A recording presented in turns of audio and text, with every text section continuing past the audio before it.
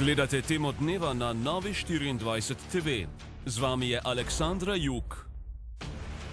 Danes v Temi dneva. Predsednik vlade se je iz županov norčeval. Blaž Babič vložil kazensko ovadbo zoper župana Jankovića.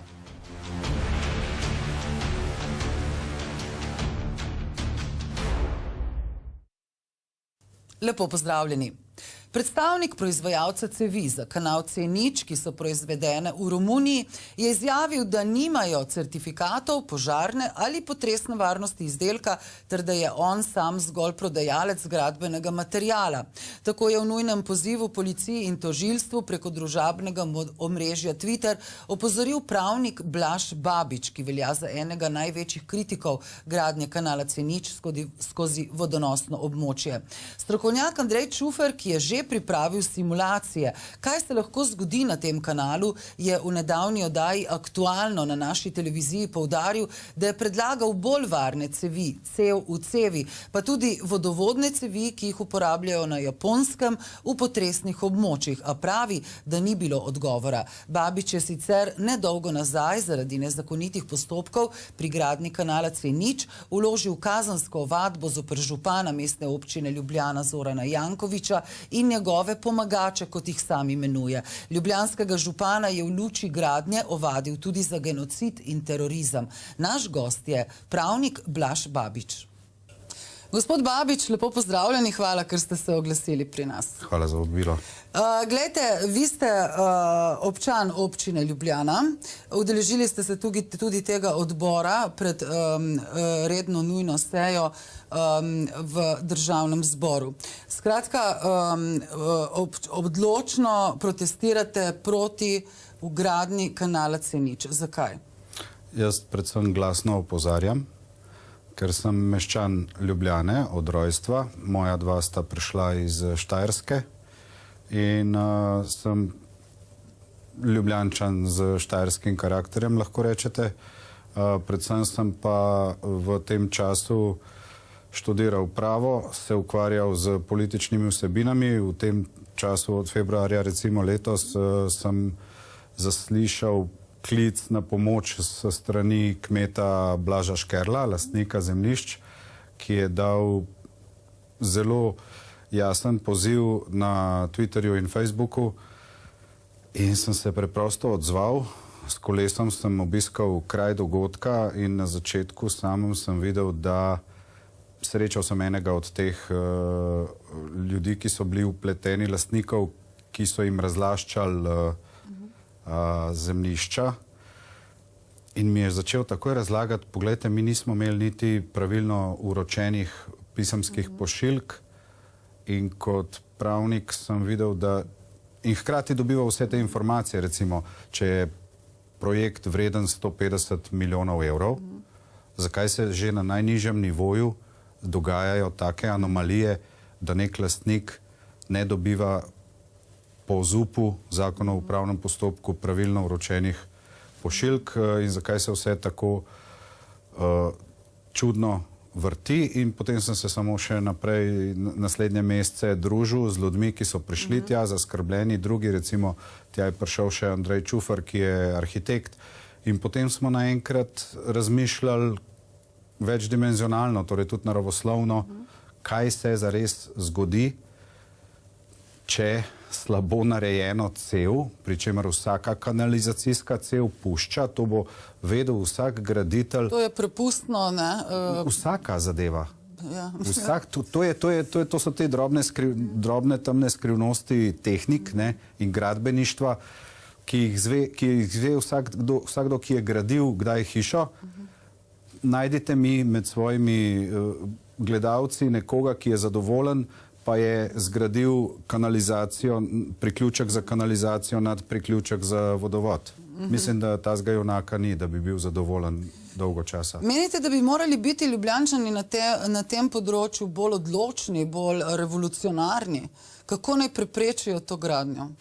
Jaz mislim, da se nam je v zadnjih desetletjih zgodila eno umsko nazadovanje, zato ker z srednješolskim znanjem fizike, kemije, biologije moraš vedeti, da preprosto ne moreš kanalizacije speljati 5 metrov nad čisto pitno vodo. Toliko je razlika višinska. Prst, ki je pol metra na tem področju, potem je 4 metre, recimo 5 metrov je do vgradnje cevi, potem je pa še 5 metrov do podtalnice. In ko smo brali, in teh dokumentov žal Janković ni nikoli predstavil, transparentnosti ni nobene, Geološki zavod Slovenije je dal njemu tisto osnovno mnenje, na katerega se je vedno skliceval, ampak že v tistem mnenju piše, seveda po logiki stvari, ker so spoji, ne, te gumijasti spoji pridejo skupaj. Pri vsakem od njih prihaja do mikronskih in milimetrskih razlik in na koncu med Brodom in Ježico prihaja izmerjeno, ker so pomnožili z številom vseh teh spojev, od 2 do 10 litrov drekovoda, torej kanalščice, se izlije nižje, torej 173 kubičnih metrov na dan. Oziroma 850 kubičnih metrov na dan, če je večja prepustnost.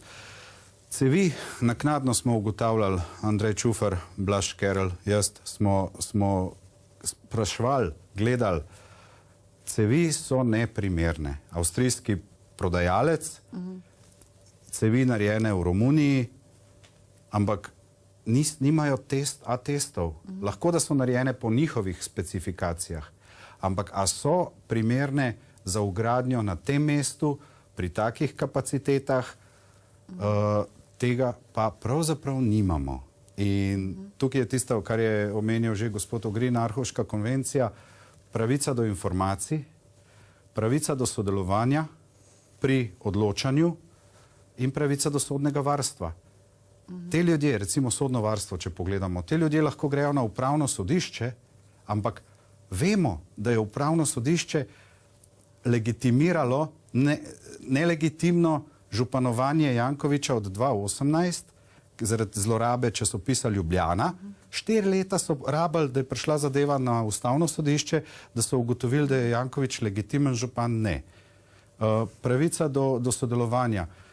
Jaz sem leta 2010 smo zbirali podpise, tržnice ne damo, poplave so bile takrat in v Ljubljani je treba zbrati 5% podpisov vseh volivcev, zato da bi imeli referendum.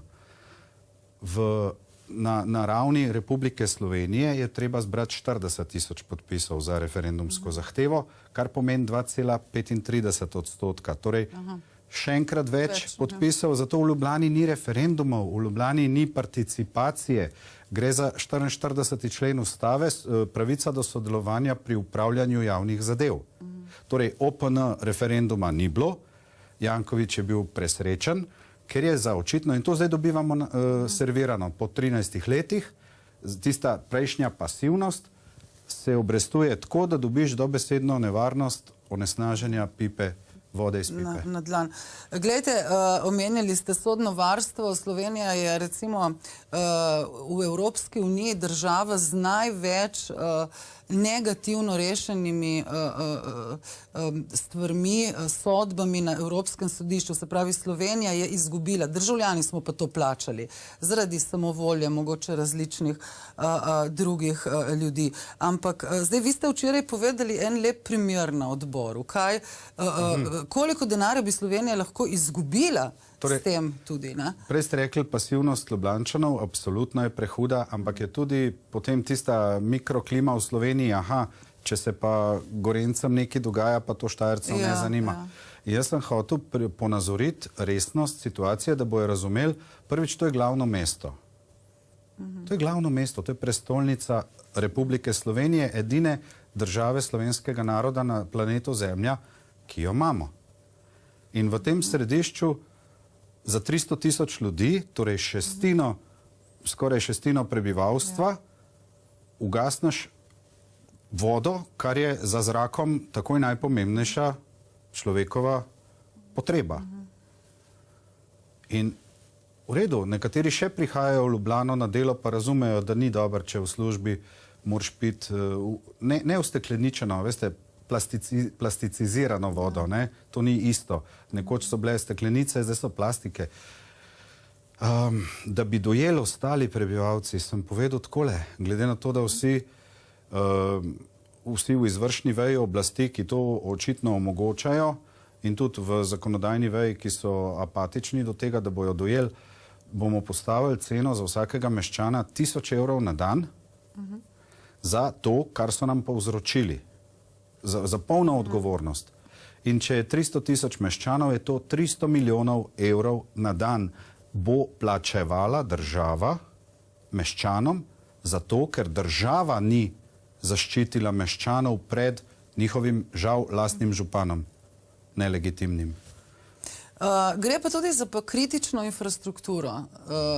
Vodovod, kanalizacija, to bi lahko rekli, da je kritična infrastruktura. Kaj to pomeni? In kaj to pomeni, kakšna bi morala biti pravila? Jaz sem vložil 14. aprila, sem vložil kazensko ovadbo. Objavljena je na Publish Wallu, Blaž Babič, kazenska ovadba, lahko vsakdo prebere. Členov je veliko, začel sem z genocidom, končal sem z sabotažo pa povzročanjem splošne nevarnosti, pa uničenjem čiste pitne vode. Členov je veliko. Kaj je bilo vprašanje točno? Kaj pomeni kritična infrastruktura? Hotel sem povedati, da tukaj gre tudi za, ne samo za civilna, tudi za vojaška vprašanja gre. Strateškega pomena. Popolnoma, zato ker, in to bi mogli zanimati, jaz nisem bil nikoli velik navdušenc nad NATO-om, ampak v tem primeru bi moralo NATO zanimati, kaj se dogaja v jedru neke članice iz vojaškega vidika, iz strateškega. Če tukaj ni vode, po kakšni ceni, pa predvsem kako jo lahko kdo zagotovi. Včeraj so dajali ocene v državnem zboru po obračunih, da je 30 centov liter, ampak oprostite, če imaš naenkrat za pripeljati toliko vode, se cena dvigne in lahko da bo dragocenejša, kot je zdaj. In iz te apatije je zaenkrat ljudi težko vzbuditi, ker preprosto niso prizemljeni, bom tako rekel. Včeraj ste bili tudi na odboru. Kakšni so bili pa odgovori vladnih predstavnikov? Zakaj tako zagovarjajo ta projekt? Kakšne so pozitivne strani tega projekta za meščane? Edina vsebinska debata, ki sem jo kadarkoli imel, je bila za kmeti, z arhitekti in z ljudmi iz ekoloških voda. Te ljudje se pogovarjajo vsebinsko, strateško, iščejo rešitve, kaj bi bilo bolje, kaj je težko, o cenah se ne pogovarjajo, ampak odzadaj so pa drugi sloji ljudi, ki se jim pa reče gradbeni lobiji, torej te Južna in ostali, ki so jih naštevali že na Tarči. Preprosto to so lobiji, ki štartajo na kohezijska sredstva, prodajajo projekt kot največji kohezijski projekt v Sloveniji. Za koga največji? No, za Slovenijo. V Sloveniji, ne največji do sedaj. V redu, ampak če je največji, a ni prva postavka pri vsem presoja vplivov na okolje, recimo, da bi jo imel v celoti že ob prijavi na Evropsko komisijo. In tega ni. In tukaj so izigrali veliko zakonodaje. To bo zdaj pravna forenzika morala za nazaj pogledati. Jaz sem pa prosil, nagovoril policijo, tožilstvo ob vložitvi, torej 14. april. Zdaj bo tega 2 meseca. Jaz nisem dobil nobenega odziva, sem pa takoj pozval policijo, da ustavi dela, ker mora zavarovati dokazna sredstva, tam dokazne materijale. Dokazi so tam, cevi so nepravilno vložene, kakšne cevi so počene že ob vlaganju. To so opazovali domačini. Kakšne cevi so padle z tovornjaka in ta poliester poči. Tako da, glejte, Geološki zavod je napisal, 21 dni največ traja. 21 dni. Od tega, ko bi steklo karkoli potem, pa že zdaj je nevaren. Jaz se zavzemam za to, da se to že zdaj vzame ven, nazaj pobere, zaračuna tiste stroške, odstavi, pozivam župana Jankovića naj odstopi, ker to je bil njegov, kar se mene tiče, 3. poskus Bil sem pri Trženci, Trženco smo uspešno zaščitili, gledal sem, kaj je naredil na Tivoliju, torej golosek, posekali so tista drevesa, kot da eutanazirali so jih. In tole zdajle, ko sem opazoval, to je neprimerno. On se ne obnaša kot župan. Torej, Ljubljana nima župana, Ljubljana ima nekoga, ki je prišel od drugot in mu je verjetno v veselje, da Ljubljančani teptamo slovensko himno na vrhu Čopove ulice. Himna je vgrajena v tlak na vrhu Čopove ulice. Koliko časa je trajalo, da je sploh zavihrala slovenska zastava na gradu? Že to je bilo vprašanje. Zakaj?